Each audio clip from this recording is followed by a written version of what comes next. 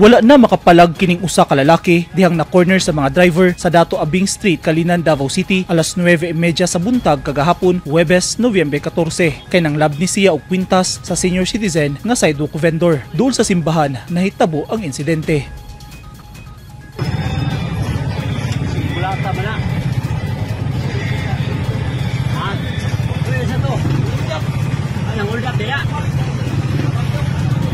Musibat unta ang suspect sakay sa iyang gimaneho nga motorsiklo pero naabtan sa mga tao diha nakasinggit og pakitabang ang biktima. Natumba ang motorsiklo nga gimaneho sa suspect ug hasta siya nahagba sa kalsada. Gipugngan siya sa mga tao aron dili makasibat samtang nagpaabot sa mga pulis. Sumala sa mga sidewalk vendor kalit kaayo ang panghitabo ug nabulabog na lang sila sa singgit sa biktima nga nangayog tabang. Nagpakaron ingnon nga mopalit og kandila ang suspect. Nagpalit-palit og kandila.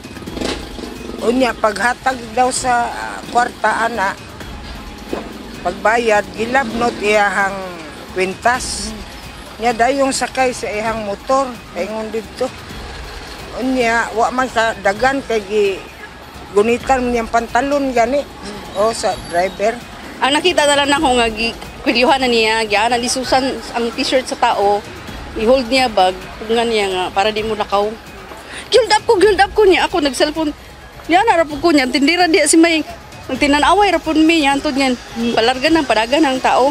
Gila sa Davao City Police, ang suspect nga si Jimson Lanaban, 32 anyos, supervisor sa usa ka agency ug residente sa Barangay Los Amigos, Tubok District, Davao City. Samtang ang biktima, gila sa kapulisan nga si Susan, 61 anyos, tindera og kandila. Nakuha gikan sa posisyon sa suspetsado ang kwintas nga gold nga gibana-bana ang 80,000 pesos ang kantidad ingon man ang motorsiklo nga iyang gigamit. Nakahiyagom og samad sa baba ang suspect tungod sa dumog nila sa biktima. Desidido ang biktima nga kasuhan ang suspect nga nakakustodiya na karon sa Kalinan Police Station. Kasong theft ang atubangon sa dinakpan.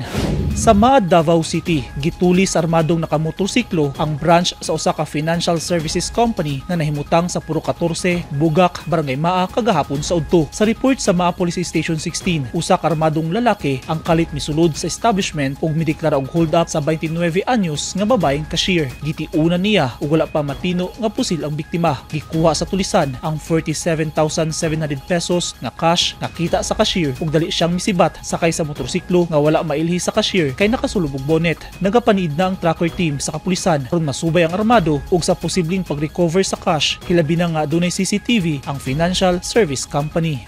Eugene Hinutan, Newsline Philippines. Stay safe.